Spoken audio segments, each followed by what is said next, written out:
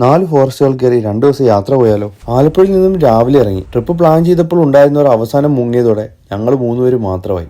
ആദ്യ ലക്ഷ്യം മൂന്നാർ എത്തുക എന്നതാണ്. അതിനുശേഷം ചിന്നാർ ഫോറസ്റ്റ് വഴി തമിഴ്നാട്ടിലേക്ക് കടക്കുക എന്നായിരുന്നു ഞങ്ങളുടെ അടുത്ത ലക്ഷ്യം. ആലപ്പുഴയിൽ നിന്നും വണ്ടി ഓടിച്ച് ഹൈറേഞ്ചിൽ എത്തിയോടെ ഞങ്ങൾ ക്ഷീണിതനായി. അപ്പോൾ ഞങ്ങൾ വണ്ടിയൊക്കെ നിർത്തി ഓരോ നാരങ്ങ കുടിച്ചിട്ട് അവിടുത്തെ മനോഹരമായ വ്യൂ ഒക്കെ ഒന്ന് ആസ്വദിച്ചിട്ട് അടുത്ത സ്ഥലത്തേക്ക് ഞങ്ങൾ യാത്ര തിരിച്ചിരിക്കുകയാണ്. ഇടയ്ക്കൊക്കെ അവിടെ ഇവിടെയായി ആനകളെയൊക്കെ കണ്ടിരുന്നു.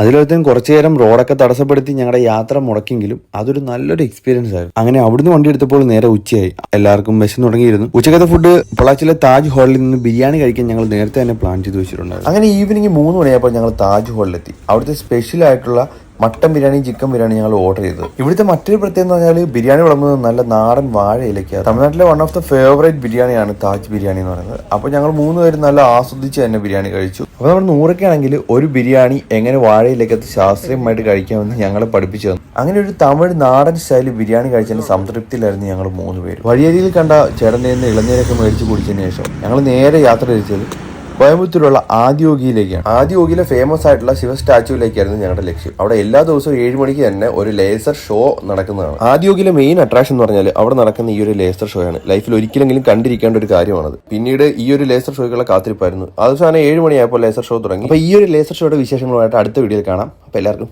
ബൈ.